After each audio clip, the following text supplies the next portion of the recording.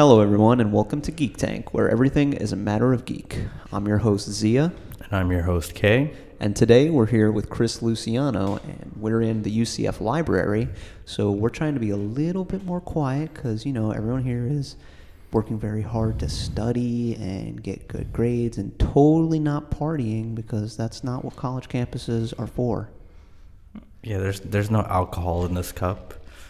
Yeah, totally non-alcoholic, just an orange drink. And anyway, today we are talking about movies. We're talking about the top 5 movies we think are essential watches.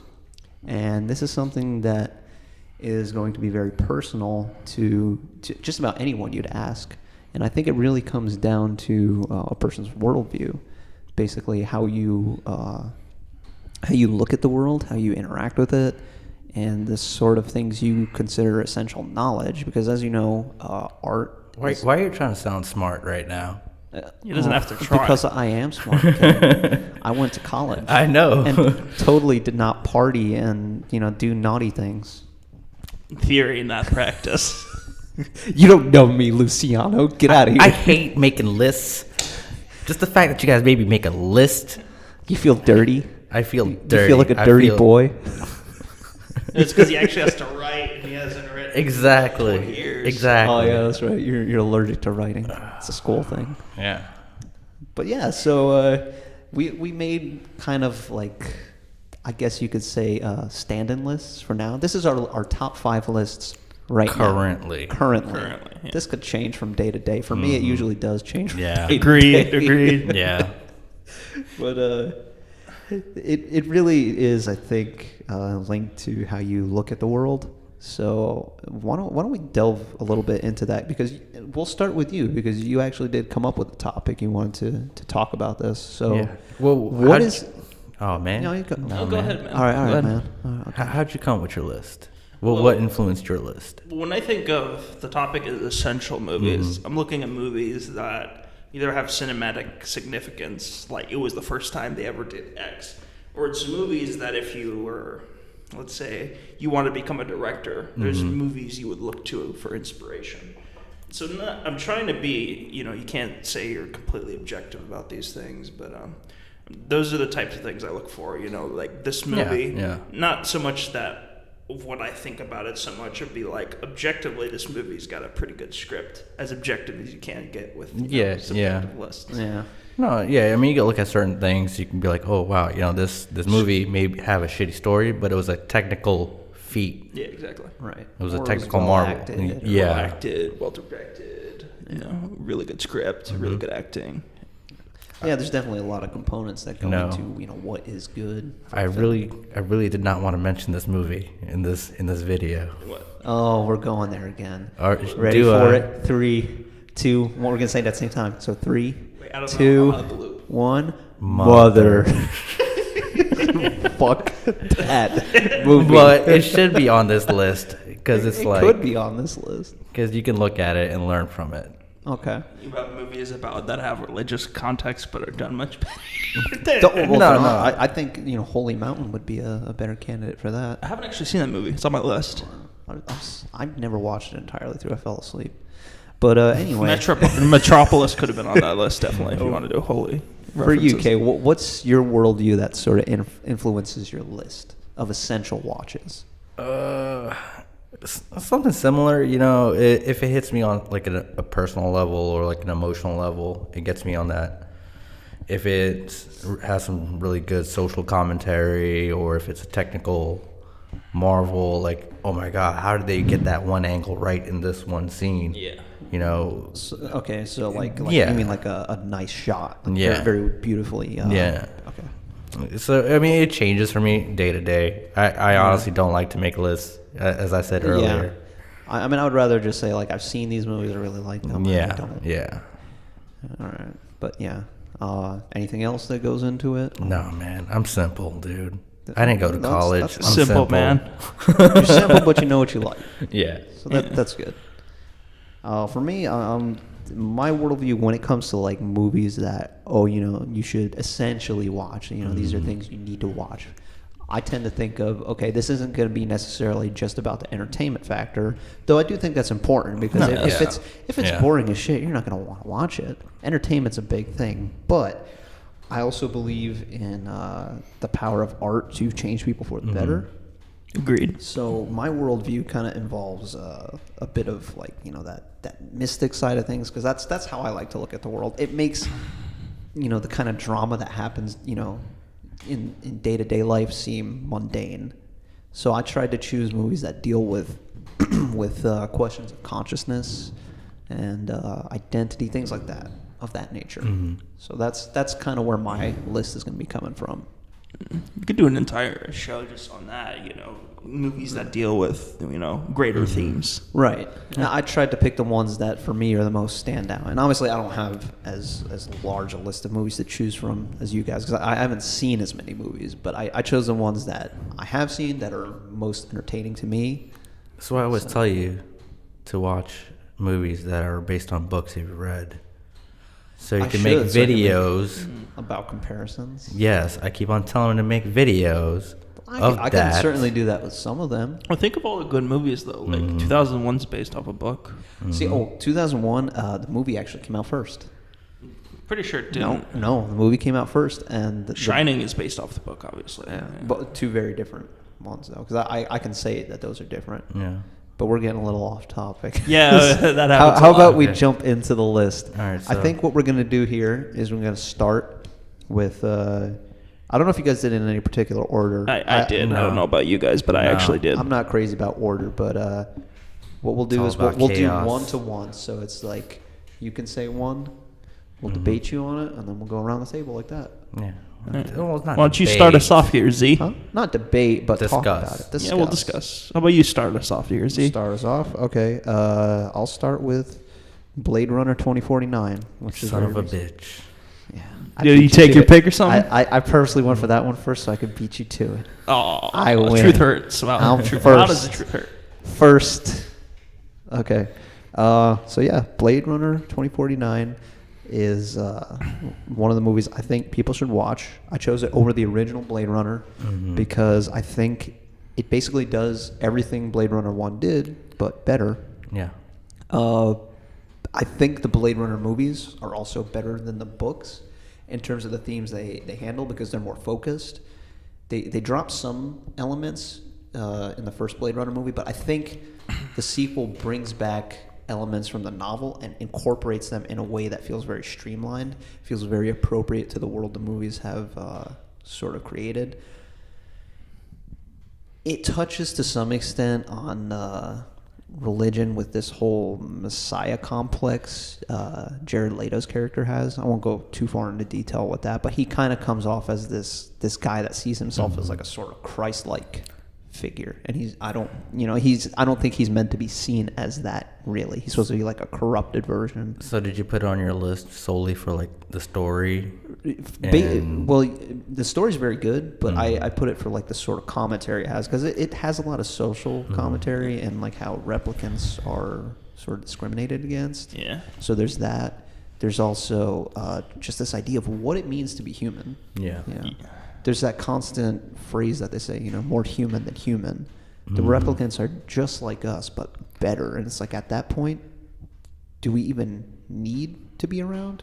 They're the next step, and they do everything we do, but better. So there's a lot of good questions it raises about, what consciousness is. It's not exclusive to humanity. What life is about, what life means. So that's why, for me, it's on there, because of those kinds of questions. Also, it's beautifully directed. I'll say that. Yeah. About the movie. Oh, absolutely agree with that. I mean, the landscape shots, like Villeneuve, it's like in every movie, like even in Sicario. Yeah, Sicario, yeah. Villeneuve with those Poor landscape Sicario shots. too, man. Fucking Did you guys did a review of that? Yeah. We reviewed I haven't it, seen but it yet. I haven't seen Sicario 1, so I can't really make the comparison. But Sicario 2 is just kind of... It was enjoyable. So much is probably better. That's why I have Blade Runner 2049 obviously on my list too, is that the story is deep. The themes that it brings and the social commentary that it has, and it's how how it's set in the future, but it's so relevant to our present. Yeah, And in it doesn't. that sense, it's kind of timeless. And it doesn't. It's in the Blade Runner world, but it doesn't solely rely. It's not doing the same thing as the original Blade Runner did. It's like its own story, and it's like and it expands upon that story. But you guys, which you said you pretty much prefer the second one over the first one, the Blade Runner, would you say? Yeah. I guess I agree with that too. I know it's kind of an unpopular opinion, I guess, but Is it really? I thought people really loved the sequel. though they do like it, but I think the majority consensus is that they don't like it as much as the first one.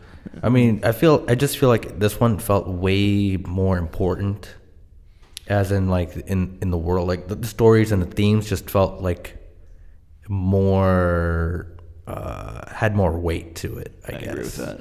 Yeah. And just like I said, Villeneuve, his the way he directs the shots and the practical effects that was majority done in this is just amazing. I mean, we watched it 3 times, and one of the times that I watched it, there was literally a lady in our showing in the theater who literally took a photo of like one of the shots. Did you guys actually watch it 3 times in theaters? I think so. Yeah. We watched it 2 or 3 times in theaters. Movie Pass, man. Dude. Movie Pass is good. Wait, you have Movie That was so worth it, though. Yeah. For that, even though Movie Pass is terrible now, it was worth it just for that. To see Blade Runner 3 times on the big screen. And, I mean, we even saw that double feature where it was Blade Runner 1 and 2 back to back. Yeah. Oh, really? And, like, that's why, like, I can say, like, I saw them back to back. Yeah. I know which one's, like, for me, is better. I know which one I prefer. And there's so many things. It was just, okay, so you have a romance in Blade Runner 1. I don't think it was particularly effective, really. Yeah, that's the thing. Yeah. You have a romance in Blade Runner 2 between an AI and a replicant. Which and is it's more so realistic. much better. It is just like everyone after seeing that is like Spoiler. AI waifu for life. It's like everything's true. a joke. Yeah. But no, I mean, you see, like, this is going to be those themes that it presents. We're not too far off from that. Not at all. It brings up a lot of good questions. You're going to be sitting there watching that movie, sitting there after having watched the movie and thinking, like, wow, like, we're not too far from that. Is it going to be like that for real? Is this what we're heading toward? Or, like, how is it going to be? One thing I will say about the movie, though, I think it enjoys in its landscapes too much because the movie is long. As it's Oh, no, yeah. There were some times Something where like I that? thought that they held the shots too long on the landscape. In particular, I remember that part where Ryan Gosling's character, Agent K, is like, Yeah, man. yeah, what were you doing in that movie, man? Why are you trying to be the goose? But he's going through that area where he's going to meet Deckard, and it's like orange. I forget what happened there, but he's wandering through there, and like they're dragging it out for a long time. And I remember that felt kind of pointless, but it's forgivable because everything is so pretty. Like it looks phenomenal. No, yeah. I mean, like, you can look at those scenes and you just plop them on your computer wallpaper and just like, oh, that's dope. Oh, yeah, definitely. Also, just the opening shots of the city. I think they did that in Blade Runner 2, where they show everything. Yeah. So, I think Final Fantasy VII was inspired by that shot because like it looks similar, doesn't it? Doesn't it remind you of that? Yeah, someone who played Final Fantasy VII. Yeah, kind of similar. So what's on your list, Chris? One thing I would say is I could just made this list and made it one director or 2 directors. I could probably like take any 5 from Kubrick or Akira Kurosawa. Been that good, but try to limit myself to just 1 per director, which is actually good. Yeah. But so first one, I don't know if you guys have actually seen this movie, but it's a classic and you should see it. Casablanca. Yeah. Number 5 on my list, Casablanca. Have you seen it? It's one of those movies I watched on TV, but never from the beginning. Okay, so you should get around to that when you get a chance. It's actually, compared to the other movies on my list, it's actually very entertaining.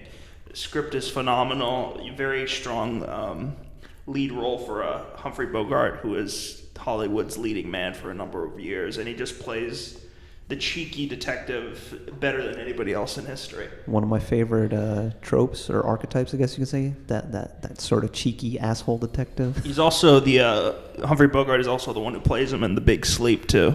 Oh yeah, plays Philip Marlowe. Yeah, so yeah, get on watching both of those as the Philip Marlowe guy. And it's funny because it's like Humphrey Bogart had mafia backgrounds. Yeah. Did he really? Oh yeah. He was also very poor too. Yeah. He actually had to hustle people on the streets before he became an athlete. Well, that's probably why he fell into those roles. He got typecasted. Well, Oh yeah. it was him, Lucky Luciano. I thought we were talking about Lucky Luciano. What is up with you guys being in movies? Kay, Luciana. I was like, what about me? Where's the Zias in Hollywood? What is it? Gangster? One day, the day may never come, I may call on you to do a favor. No, I mean like he was part of like organized crime at No, big time. I believe it. It's different times. I just wish you guys have seen it. That way we can actually discuss it. But Well, he saw Casablanca. oh, you did? Years ago. Yeah, you didn't watch it. Yeah. I mean, I remember that final line. Frank, remember my dear, I watching- don't give a damn. Is that how it goes? No, No. That's Gone Gone with the Wind. Fuck. Okay, so I haven't seen Casablanca. That's terrible, man. Dude. No, the line is here's to looking at you. Yeah, you're still looking at you. And I watched Warren Beatty's when he plays Humphrey Bogart, the biopic of that. All right, well, we're to you, Kay. Well, I mean, we already mentioned Blade Runner, so I will go a different Denis Villeneuve movie, Okay. Arrival.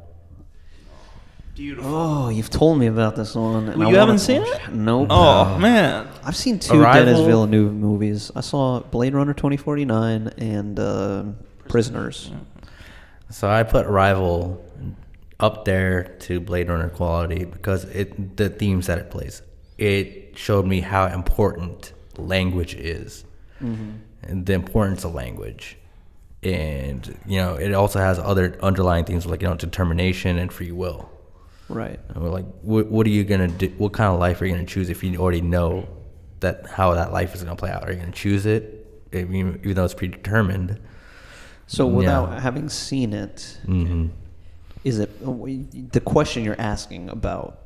If you know what kind of life you're going to end up with, and do you choose that? My question is, does it talk about or does it touch on the question of can you choose it? Is that something that it deals with? Yeah, I think the character Yeah. Without towards the spoilers. end. Yeah. Definitely, Yeah. she's grappling whether she should choose it or not, Yeah. considering she knows how that's it's the going thing. to play out. Yeah. And it's really interesting because like you're thinking like this movie is about language, but then like there's also this other deep fucking theme that's going on with this whole like this is my life. This is how it might play out. Yeah. Do I do it? So it's language and free will and determinism. And then like alien invasion, Aliens. it's like, and then like this whole sense Aliens. One thing of is like working together. Yeah. It's an amazing movie. the Deus Ex Machina towards the end. It kind of ruins it a little bit for Yeah, me. yeah. But besides that, the movie itself, especially visually, it's Yeah, Denis Villeneuve. dude, he just knows how to fucking direct. Might as well just call this podcast the Denis Villeneuve Show. Here's to you. So that's all I'm gonna go with that. Go watch that. That's definitely on my to watch list. So are we back to me then? or- Yeah. Yes, back to you, Z. All right. So one of my other movies is The Matrix. Really? Yeah. So obviously it's just a fun movie. Are you dodging my negativity? The ones we were The exhaling judgment before? is still Come on cheap you. breath. No, good. I understand. Okay, so The Matrix. Okay, well, first of all, it's just a fun movie to watch. Okay, great, good action, great special effects for its time. On top of that, there's a lot of mysticism in there. This idea of waking up from the fake world to the real world and realizing what it is, and then choosing not to just, be there and just be done with it. You instead come back with what you've learned to this not real world and play by its rules to help others wake up. It's essentially like a Buddhist tale. I mean, you not just Buddhism, but mysticism in general, that these people have woke up from the simulation and now they know there's an evil out there that's sort of controlling things, and they're trying to wake up their fellow humans to the real world to fight off their enemy. And it's just when you think about it, it's the mystic teachings put into the context of something everyone can believe, something that could very well be real. We could be in a computer simulation of some sort, something beyond our ability to imagine. And yeah, it's like that. I'm not going to get into the whole of mystic teachings because that's just going to take forever. But it's essentially a story about that, put in the context of a fun action movie. I definitely think the removing of the veil when he first wakes up in that little, what do you call it, the little pod. Yeah. And he has to, takes out everything from himself, and he looks around and he sees all the pods. I think that's pretty much the best scene of the movie. It's terrifying. It is terrifying. It's absolutely terrifying. It's like a baby being born, right? Exactly. Yes, and that's the whole thing about mysticism is that you have to basically die and be born again, metaphorically speaking, obviously. That's why for a lot of people, NDEs, near-death experiences, are such transformative experiences because now they see the world in such a different way, and that's an essential quality of mysticism. And a lot of times, as we were saying, it's a terrifying scene. Spiritual awakenings are not sunshine and rainbows. I think people tend to think about it. It's pretty like, holy fuck, this is. Okay, I got to process this. That's why they call it the dark night of the soul, is like you have to learn to come to terms with it. And then like after that, then it's like, you become sort of at peace with everything. I got to say, though, I still think like the acting in the movie isn't great for the most part. It's not bad, of course. But Lawrence Fishburne is just so underrated. Lawrence Fishburne, I was going to say, Lawrence Fishburne is great. I thought Keanu Reeves did very well in that role. He's like the same in every movie. He is. Whoa, dude. No, dude. John Wick, man. I thought he did good. He didn't even have to play it. Like, I love Keanu Reeves. Yeah, he's ridiculous in Bram Stoker's Dracula, the Francis Ford Coppola film. Wait. He's in a Dracula movie? Yeah, he's Jonathan Harker. Music? You think this is music? What year did this movie come out? I think it was 99. Yeah. No, it was 91. 91 was my birthday. So this is like really, this is like when he was really young. Yeah. I'll say Matrix is great because it made flip phones cool as fuck. Oh, yeah. Glasses and trench coats and jumping to like across buildings and stuff. Yeah, it invented parkour. They just need to bring back flip phones, man, because flip phones, it just adds that dramatic flair to your call. Because it's just like, you want to hang up, it's like, fucking, or like instead of just press the button. You could do it with such dramatic fashion. The three characters that really stick with me from Matrix, just watching it. We're talking about the entire series. I was just talking about the first one. Yeah, but we'll just say, but even for the first one, it's Morpheus' character, especially in the first one where he's all philosophical and shit. Yeah. I would say the Oracle a lot, because the Oracle, you just remember that meeting. And for me, it's Hugo Weaving. Yeah, Agent Smith. Yeah. Definitely. Oh, Hugo Weaving kills it. Hugo Weaving kills pretty much every role he does. He's a great actor. When he's with like Morpheus, it's like, you stinking animals. Like, dude, that whole speech about human beings being a virus upon the planet, I'm just like, yeah. You guys didn't remember the speech? He's right. You didn't remember the speech? Which one? That speech. The one about humans being a virus? Yeah. Yes, I like to share a revelation during my time. He's like, this program is going fucking AWOL. This dude is corrupt. He's not playing by the rules. You're not supposed to do this. That's awesome. Yeah, especially like when he's like, because you see he's like trying to get in Morpheus' mind, and you remember he takes off the ears. Yeah. I want to get out of here. I want out. I want out of this sticky place. Yeah. It's the smell. I can taste your stink. And every time I do, I feel as I somehow been infected by it. It's repulsive.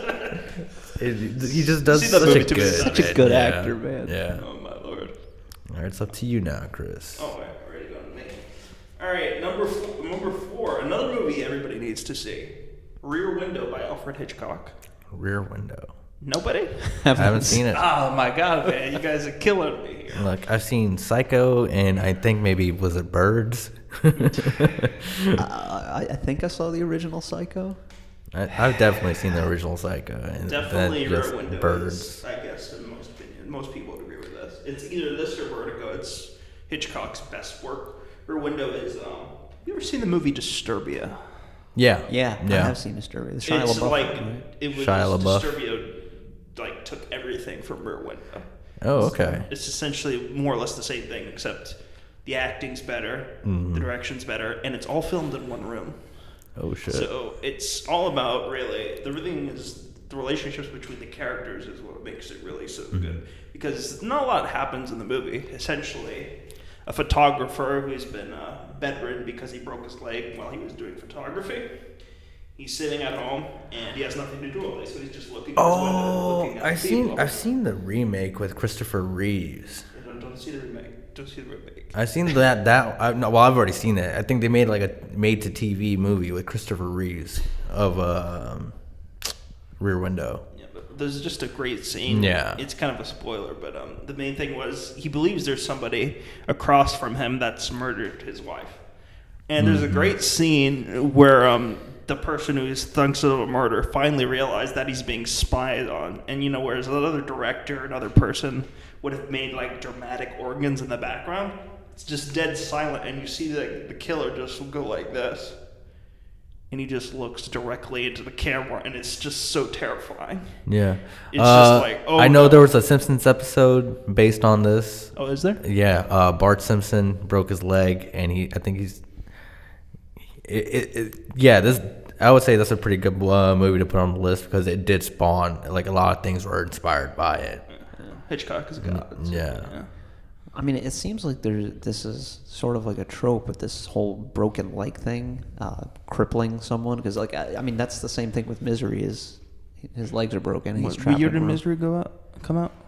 It was definitely after this. So, I think it was the 80s. But, Yeah. But I can't remember the Misery movie for my life. I remember the scene where with the leg re-breaking. Oh I guess you could God, say that's just that was terrifying. terrible. But in the book, it's even worse. She Oh, is it? chops off his leg Seriously?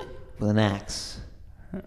They toned it down for the movie, but It's still terrifying in the movie. yeah. But there's something about that, just being crippled like that and just not being able to run, especially when you're not someone that's like when it's something new thrust upon you, like it's a freshly broken leg. Because like whereas someone who's like, you know, been on crutches or wheelchair for a while, like they've kind of like acclimated to it. But when you're just thrust into that position, it's like, well, fuck. All right, so I'm gonna go on mine. Stanley Kubrick's 2001: Space Odyssey. Okay. Beautiful, man. I mean, I don't think I need to really elaborate on why it's a must-watch. It's a very influential film. Stanley Kubrick. We just got done listening to a podcast about Kubrick. Yeah, and now I And want to just- watch more Kubrick films. Yeah, and just, you know, definitely. just the details that he goes into, like the control that he has over his films. Yeah. And so it's great. And especially for its time, it's fucking phenomenal. Yeah, I regret that I don't have any Kubrick on my list, but if I had one to put on my list, it would definitely be 2001. 2001 is Well, just see. imperative. I still need to watch 2001, but like I was gonna read the book first, and there's an intro to the book that I got through, and basically it says watch the movie first, and I was like, oh fuck, I gotta get the movie. So I was gonna read the book and watch the movie, and here we are. I still haven't seen the movie. What's interesting about the movie is, from what I understand, and my roommate was telling me this because he's a big Kubrick fan, is essentially, I think people most remember the classical music in 2001. You remember all the classical music scenes? Actually, Stanley Kubrick at first didn't want to have any classical music, so essentially he had a guy make original techno music for the thing, and then he was watching the movie with the soundtrack that he got from the guy, and he was just like, yeah, this doesn't work. And so he pretty much never used that for the film, and he just stuck to the classical music. The amount of detail he went to furniture makers and like, hey, make me furniture that looks like it's going to be in the future. Exactly. That amount of detail, like, for a movie that was made in the 60s. And I think, you can't forget Hal as one of the best villains just because of how monotone Hal is. Yeah. Do you remember the Hal scene? Or no? I haven't seen 2001, but I know what people talk about when they're talking about Hal. Hal is the AI on the ship. Yes, Hal 9000. Just absolutely terrifying how monotone he is.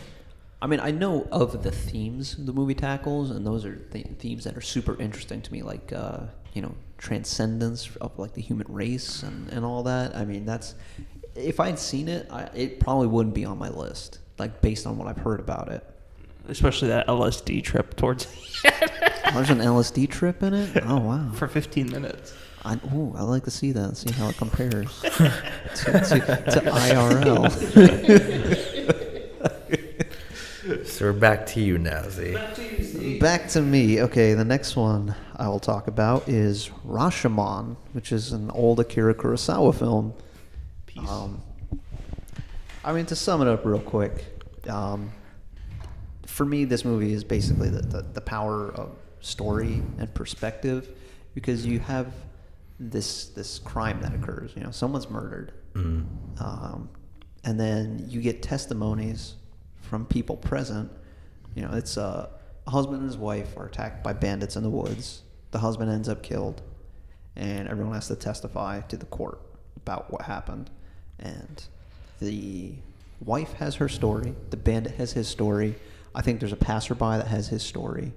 They even have a spirit medium talk to the dead husband and get his story. And it's like everyone alters the story to make themselves seem like the most sympathetic. And it just goes into like how easy it is to manipulate reality with the power of story. So that for me is the big reason why it's on my list. Akira Kurosawa, I mean, that was like non-linear editing before we even had any programs to do it. I mean, it's phenomenal from that regard. It's also just, like you said, it's edited extremely well. It's shot extremely well. The acting is great. I love Toshiro Mifune, the Japanese actor, played in other Kurosawa films. He's always like a badass samurai. Yeah, always. And he was the bandit. And Yojimbo, right? He was Yojimbo and Senjuro. Yeah.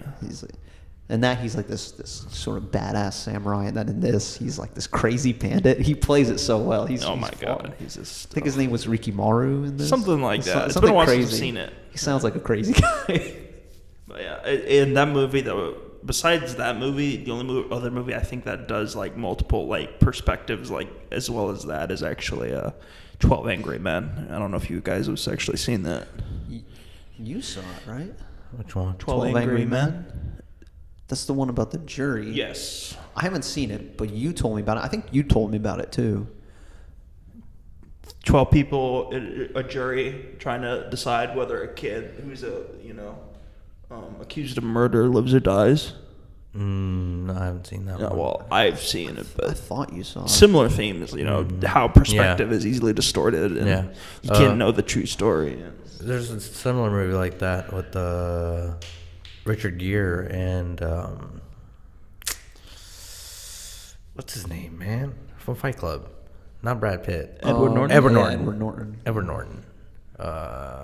It was like Edward Norton's early performances where he plays a murderer and Plays a murderer. American History? X? No. Yes. Like he's accused of murder and something, not Primal Fear. Whatever. I mean, if you look it up, it'll be in there. It has some kind of similar thing, like perspectives, perspective and story and all that. Yeah, but great choice though, Rashomon, worthy of any inclusion on a top list. My turn. I think we're on you now. Same director. Oh boy, yeah. Go number 3. I saw this when I cheated and looked at his list. Seven Samurai by Akira Kurosawa. My favorite from Akira Kurosawa.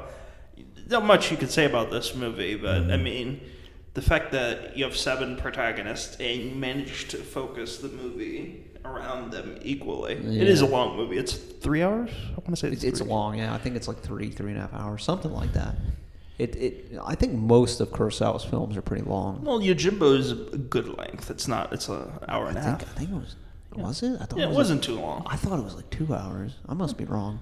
But this one in particular is particularly long. But not only that, but just the story itself. I mean, in fact, a movie's good when they make a Western version of it. Magnificent Seven is just... Yeah, it was like shot for shot the same movie. Same movie. Like, they just swapped it out for cowboys. It's like, this is the cowboy skin version of Seven Samurai. And not half as good. Yeah. So, I mean, it's an epic. You need to see it. Yeah. And another reason I watch Akira Kurosawa's films is a lot of, the stuff from Akira Kurosawa is copied, or at least the inspiration of Star Wars. So definitely, you should be watching Well, it. I don't know about that, because Star Wars, like, as far as I know, has always been about the the hero's journey, the monomyth, Joseph Campbell type stuff. I don't know how much he would have taken from Kurosawa. He took a lot. He admitted it. Oh, okay. So, That's news to me. Yeah, but definitely, Seven Samurai, both going to Akira Kurosawa. Wow. Since we're get on that weeb level, man. I know, yeah. Since we're on that Japanese level, you gonna get on the weeb level now? No, well, it's funny because you guys are talking about Akira Kurosawa. I'm gonna talk about an anime movie, which is heavily inspired by Akira Kurosawa. Okay, obviously, Sword of the Stranger. Oh, and that's something different. It's a simple story, boy, but like the way it's shot. The way the story is told, and it's like even like you could see like elements of it in the movie Logan. You can see it's a simple story, but the action is on point, the animation is on point, the music is on point, and it's just wonderful. Like it's one of those movies that I can just rewatch whenever. How long is this movie? Huh? How long is this movie? Probably like an hour and a half. Oh, I'll probably look it up then. Does it hit in the emotions? Oh like yeah, Logan? for sure. Like, dude, it is. Am I gonna shed manly tears? Oh yeah, yeah. It involves a boy, a dog. It's got like that, like that lone wolf and cub aspect to it. It's got like that stranger with a sword. Yeah. He was a samurai. What do I know about it? Like, and he's accompanied with the boy, and you have like that, Shane Black, Iron Man 3, Tony Stark and the boy dynamic. Okay, yeah, I get what you're talking about. It's fucking phenomenal. Watch it. All right. So it's just a movie, a one-off. It's not like it's one-off. Okay. Back to you, Z. Back to me. So, I decided for the hell of it to throw in an animated film, so I had a little more diversity. So I threw in Ghost in the Shell because I'm generic like that. But it's again dealing with themes of consciousness and what happens, like. What if we were to kind of go digital, transfer our consciousness to something less organic, something more mechanical? How does that affect us? How does that change us? I mean, there's that scene that I think we talked about it before on the podcast where the Major talks about going underwater. That whole speech about, what is her consciousness? Because she's all these circuits and whatnot. There's so little of her that's still organic, but she's still her. Yeah, so she's essentially a ghost in a shell. Yeah. Another one I haven't seen. I haven't seen Ghost in the Shell really. What? How do you call yourself a weeb? How do you live with yourself? That's the thing. I don't call myself a weeb. How do you be part of Anime Spot and not watch anime? How do you get a name like Sports Senpai? So this is the most Japanese fucking thing ever, and it's just like all of a sudden, no, I haven't seen Ghost in the Shell. I like my artistic movies, but I haven't seen Ghost in the Shell. I'm a very diverse individual. I've watched more anime than Zia, but I haven't seen Ghost in the Shell. Whenever somebody has a movie, have you seen 1,000 episodes of Hajime no Ippo? No, I'd rather sit there and watch a movie that's only an hour and a half. God, you suck. Speaking of Ghost in the Shell, though, did you ever watch the Scarlett Johansson movie? I did. I have not. So and? You've seen that and the animated film. What's your opinions? It's not bad. They just fucked up on the characterization of Major by adding in a love story, but like the visuals and stuff, it's amazing. The music in the live action, I dig it.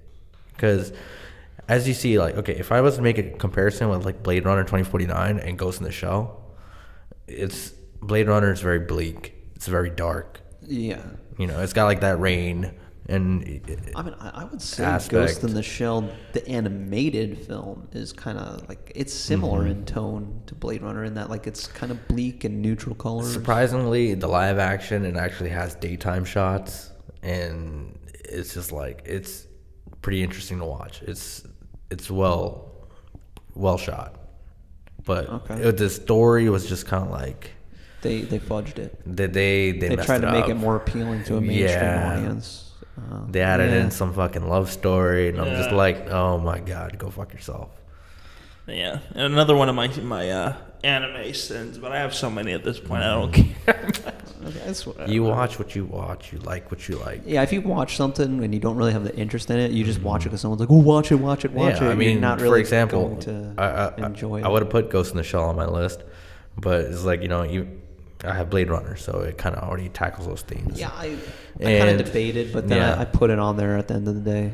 I was just like, okay. And back when I originally watched Ghost in the Shell, I didn't understand a fucking thing. I was just like, oh shit, anime titties. I was like the same way, except I wasn't like anime titties. I wasn't excited about it. I was like, oh shit, there's fucking nudity in this. My parents are gonna walk out in a second. I mean, yeah, I'm just watching like, oh, there's I'm watching a cartoon with titties, man. I remember like being so worried the whole time that someone's gonna catch me watching it. I was trying to fast forward through those parts. It was just like, okay, someone's like head is exploding and getting shot off. Like, yeah, my parents are gonna be okay with that, but they're not gonna be okay with the anime titties. What? Hey, that's how it works. Look, when games come out here from Japan, like I remember there was a Silent Hill thing. Like there was like naked bodies in the background. You want to know how they censored it? They mutilated them. I remember what? In New York, we tricked a friend of mine, right? Like, we tricked his parents into taking us to a movie, and we knew what the movie was about. It was Species. Oh, we got boy. I remember that movie. I remember Species. She got us tickets to watch Species, not knowing what Species was about. And we were like, we know what it's about. It's about alien sex. Exactly. You know what a more modern version of Species is? Now that I think about it, What? Splice. That movie was. Oh great. my God, that movie. I remember. Oh my God! I went with friends to that, and It's a bad movie. it was dominantly girls. Like it was just like that was the group. It was just mostly girls. And I remember like the whole atmosphere after watching that movie was just awkward, and it was just like I didn't have a car at the time, and I was like, oh, I have to ride home with them now. I'm like, this is awkward. Did you pick the movie or them? I didn't pick the movie. I wanted to watch something else. I can't remember what it was. It was like a stupid action movie at the time. And they ended up picking that. Every time we went to the movies and I picked something and everyone like voted against it, we ended up picking a bad movie. I remember wanting to watch Cabin in the Woods in theaters, which ended up being a really good movie. And instead my friends voted for Lockdown, I think. It was like some Guy Pearce movie in outer space. And I was like, wow, I'm predicting everything that's going to happen. I know this movie from start to finish. Well, that Guy Pearce movie is pretty much Escape from New York. In space. Yeah. I remember thinking, like, this feels like... I was surprised he actually got jacked in that movie. I was like, yeah, actually looks pretty fit. Okay, if you turn your mind off, it's a fun movie, but I was Yeah. just like, man, I'm predicting every fucking thing that's going to happen. It's just like, this isn't fun. I know exactly what's going on. I always feel like the movies you could predict everything. It's usually the horror movies. You're like, oh, I know what's gonna happen. That happened at our work. Yeah, what was that show, Manifest? Manifest? I didn't even watch it. Just like, I was watching it with my coworker because she put it on, and I'm just like predicting everything. I'm like, oh, okay, this happened. She can wake so up this is 2 going years on. later. And like, she's just like telling me, like, no, you watched this before. You watched this. I'm like, no, it's just Obvious. It's really obvious. Like, I'm predicting it like 10 minutes before it even happens. Like, oh, okay. Yeah, so they took the wrong plane. Like I was predicting things too. It was like, oh, watch, her fiance is gonna have a new fiance, and then like, oh, what do you It's know? so New basic, fiance. yeah. It's just like, oh, it's the same thing. Yeah. Sure. Same thing you always see on TV. All right. Is it my turn now? Yeah. Yeah. All right. Another movie I know you guys haven't seen. Okay. The masterpiece of Federico Fellini is 8.5. It's one of the only example, well, not one of the only, but one of the few examples of meta-narrative in film that's actually, I can actually recommend. It would be this, an adaptation, if you've ever seen that. No. All right, but anyway. I do like meta narrative, so it's something I'm definitely gonna put on my list. But it's definitely a personal film for Federico Fellini. A lot of his childhood you can see is into the movie, but it's just knowing that it's meta narrative and have it being revealed through the course of the story is great. And also it's directed just absolutely brilliantly. Just gonna have to go with subtitles because it is in Italian. I watch anime, bro. Yeah, man. It's always subs. I know how to multitask. No. All right, but yeah, 8.5 is my second pick. Alright. For me, I put The Dark Knight, Christopher Nolan. Yeah. I mean, I think that's a good one. We all know why. I don't think I really need to elaborate on it. Because it's Batman. It's Batman, but like it's Batman. It hits the beat of like everything that Batman is about. One person I was talking to, who shall remain nameless at Anime Spot, they know who they are.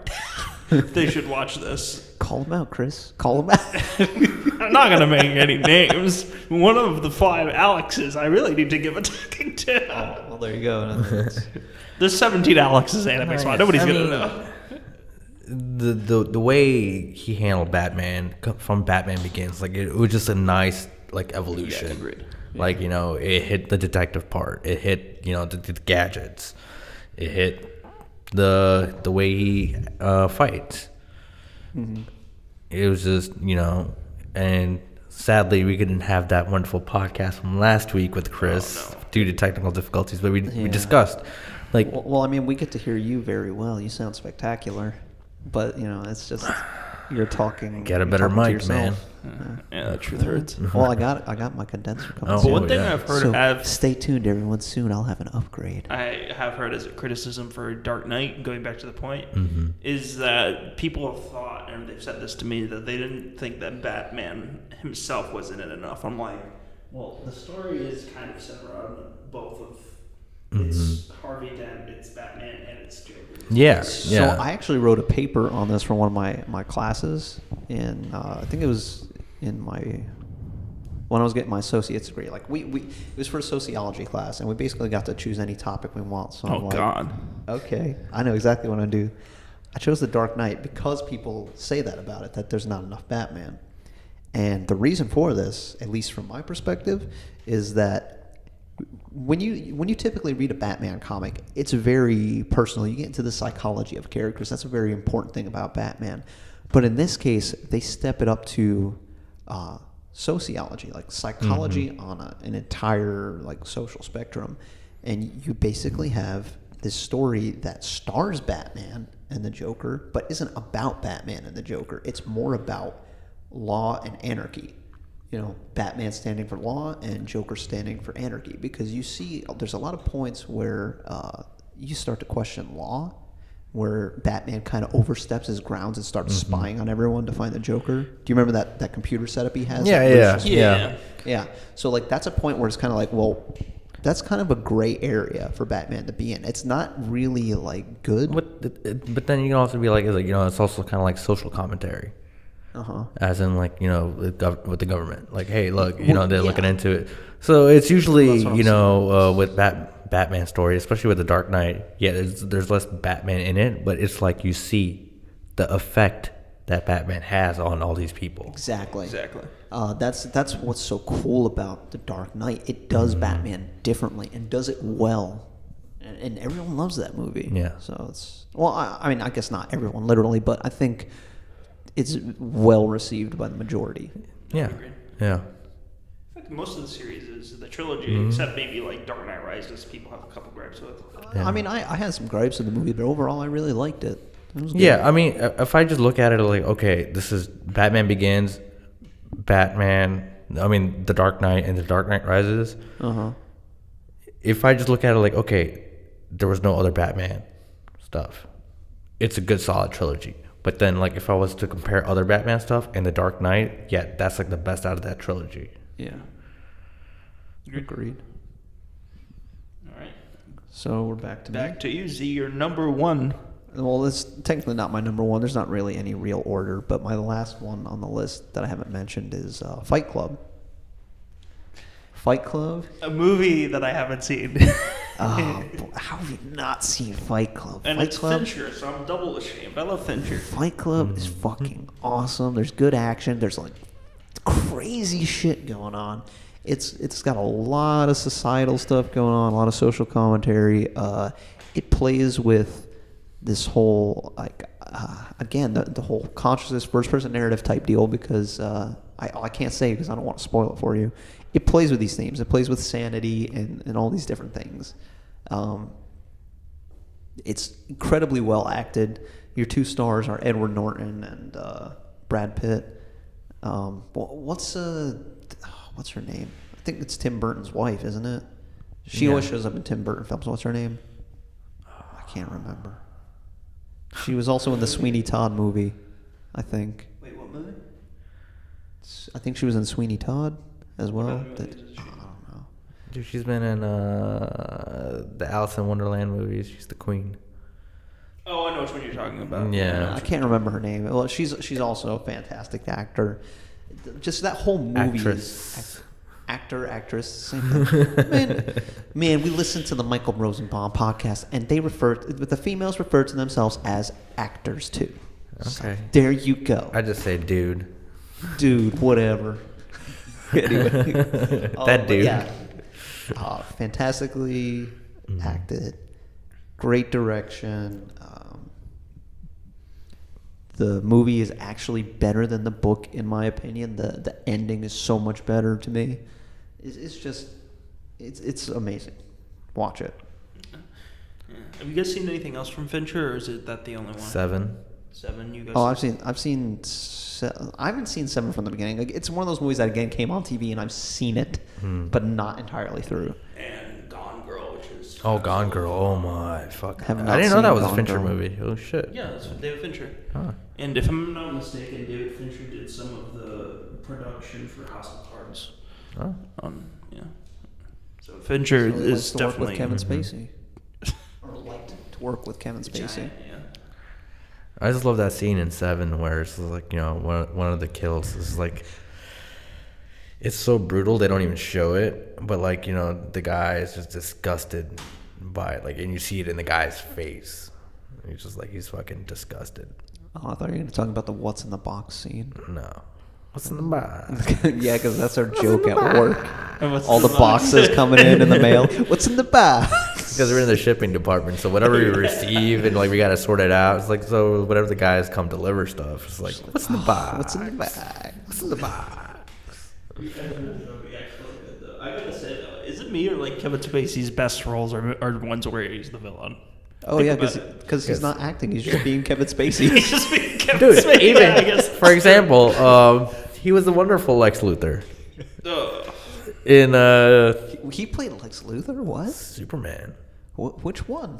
with Brandon Ruth, the one that was directed by Is Bryan that- Singer. Was that the think one I've seen that in one. like 2000 Yeah. something? Yeah, that's the one with the bullet goes in his eye. Yeah, and it that's just the collapsed. one that nobody likes. Return of Superman. Yeah. Superman 4. Yeah, Superman Returns. Superman Returns. It was Yeah, I just haven't seen that. it was just too much of a Donner, like an ode to the Donner Superman movies. So it was just like, Okay. That movie, Usual Suspects, and he's the villain. I know it's voice acting, but he's the villain of Bug's Life. Is he? Yeah, he is the villain of Bug's Life. he might be a villain in real life. I think it's pretty much confirmed Yeah. after all that stuff. Yeah. But that's another topic. Another topic. We can go about that another day.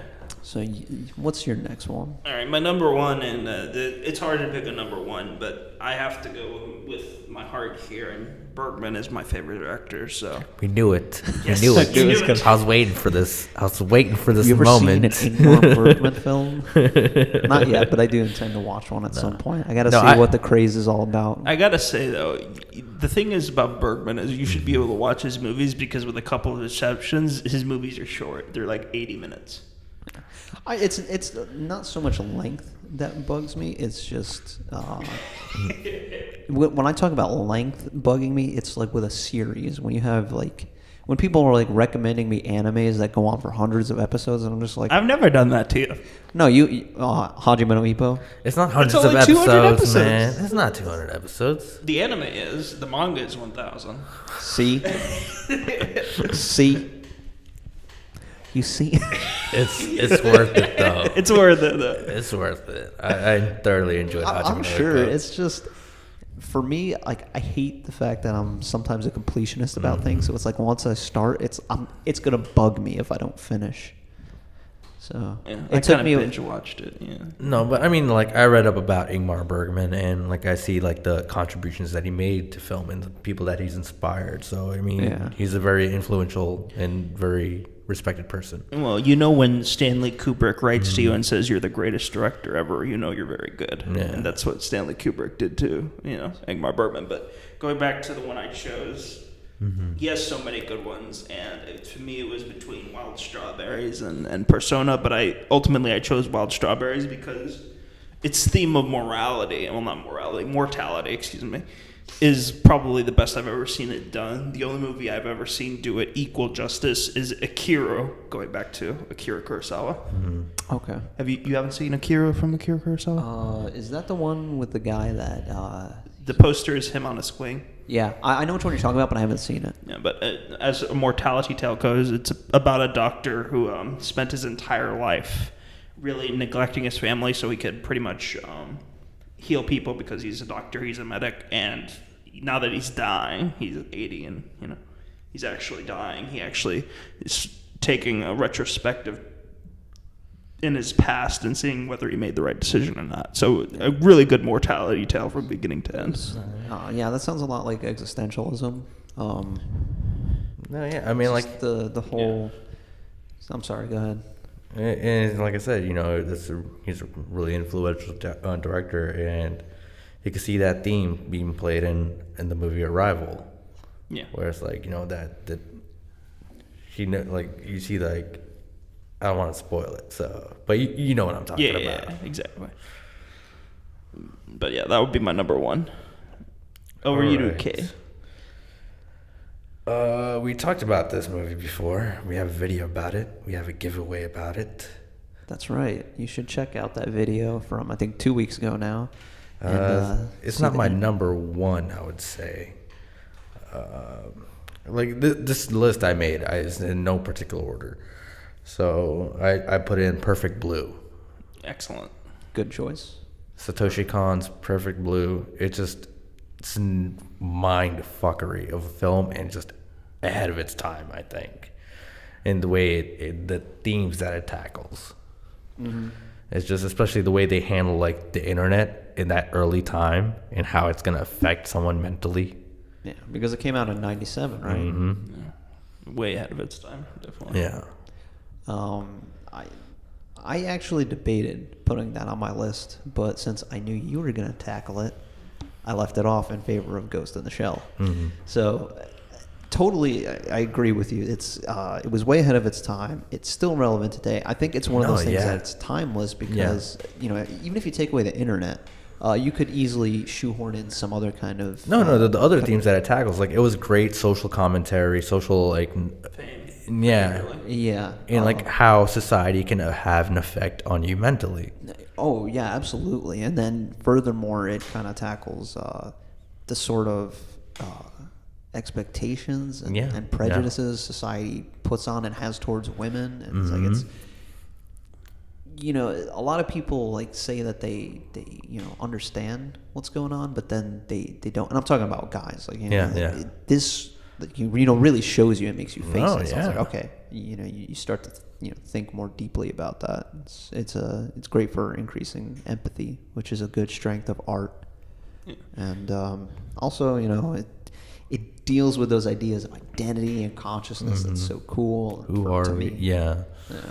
Who are we? What are we? Are we who we think we are? And especially when it like the way it dives into, like, in like making a movie, or as an actor, and the things that they have to go through, or as someone famous, the perspective that society has against you, or the views, how does that translate onto you mentally, like the way fiction and reality start to blend together until it's almost hard to tell them apart. I mean, it's crazy, dude. It's such a good movie. Like, everyone came out of that theater when you watched it in theaters, and it was just like everybody was just like, heavy. What?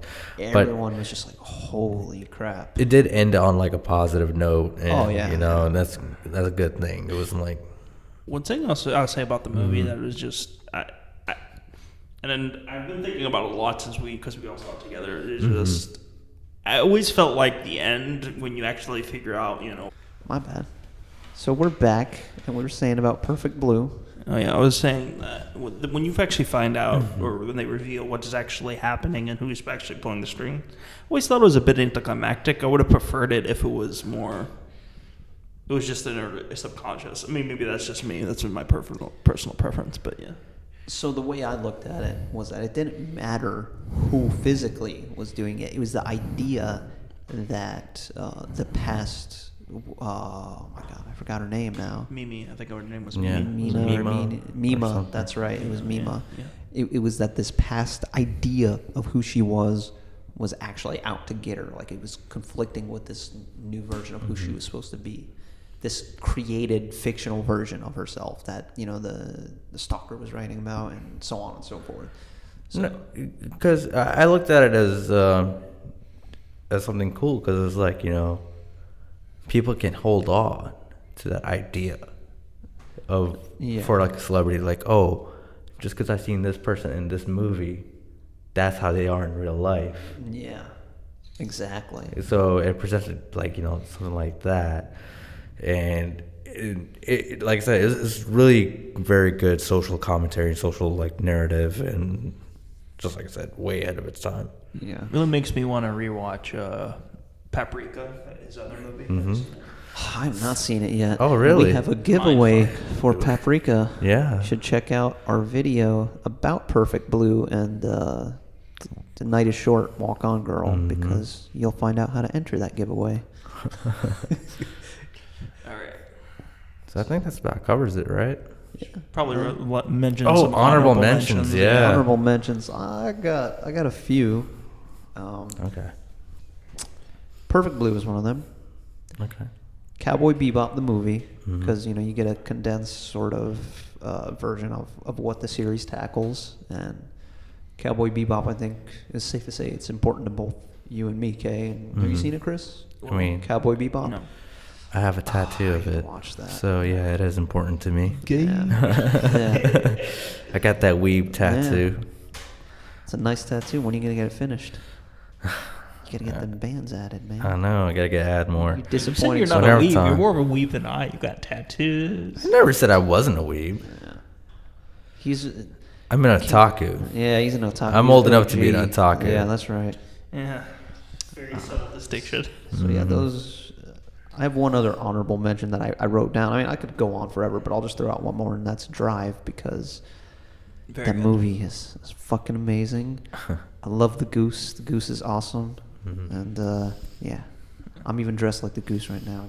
I got a Henley. I got jeans. I got boots. Okay. I feel so cool. I like the. Go ahead, Chris. Go with your honorable mentions. Don't stroke his fucking ego anymore with this I was shit. gonna say, I literally love the when you look at that movie and the parable about the scorpion and the frog, and the fact that the scorpion's on it. Yeah, I mean, yeah. it's just really good storytelling there. You just added another layer to the film just by having him wear something that's scorpion from Aesop's Fables. Yeah, it's a modern day fable, is what it is. Exactly. But I mean, there's a lot people can mention. I mean, one that everybody mentions, and I don't know if you guys have seen it, is Citizen Kane. And Have not seen it, but know of it. really, you haven't seen it yet. It's another movie I need to watch. It definitely. I mean, it should be on anybody's list of like two watches, because it has a lot to say about newspapers and about mortality and everything else. And that one line, Rosebud, is just it's what the movie is known for. Godfather. Okay. You have to either or the first part or the second part. I'd say were honorable mentions here. Silence of the Lambs for me. Which, I mean, that's a movie that's just... I mean, it swept the Oscars, which, I mean, if you put much weight to that, I mean... it was even mentioned in the movie Perfect Blue. Yeah, it was definitely... You could see some Yeah. homages to that. And the other two I'm going to say is Chinatown, which, again, if you want a good script, and it's Jack Nicholson. Who doesn't love Jack Nicholson? And I'm going to say Pulp Fiction. Pulp Fiction from Quentin Tarantino is definitely his most iconic film. But those are the ones I would say are honorable mentions on my list. So I'm doing this for Marco Rodriguez of Straw Hat Games. Don't do it. Honorable mention, Aliens. Aliens? Aliens or Alien? Aliens. That's Marco's all-time favorite movie. Mm-hmm. We'll have to talk about movie. that sometime. No, it is good. I mean, a very strong female character done right. Yeah. Sigourney Weaver, man. Mm-hmm. Also, just fun. Yeah. Just a fun movie. Yeah. Yeah. Not as serious as Alien. No, but it took but still, a pretty. It felt like a good. Evolution. Yeah, it from the felt original natural one. for the Yeah. series to move that way. So yeah, I think that's my only honorable it? mention. Yeah. Well, I guess that about wraps it up. It's always a good time hanging out with you, Chris, and talking. Pleasure to be here with you, gentlemen. Yeah, Glad to have man. you We're gonna on. talk about more movies. Always. Yeah. And Fuck books. Fuck this guy. Oh, fuck Stroking you. his ego. fuck you is piece of shit over there with your anime tattoos and your video game shirt. And both of your movies, 2 of your 5 movies being anime, and you're terrible, and you're the worst, and et cetera, et cetera. lived that So, otaku life, man. even a shirt says it in Taco Life. All right. Well, everyone, this has been Geek Tank, and we will see you next time.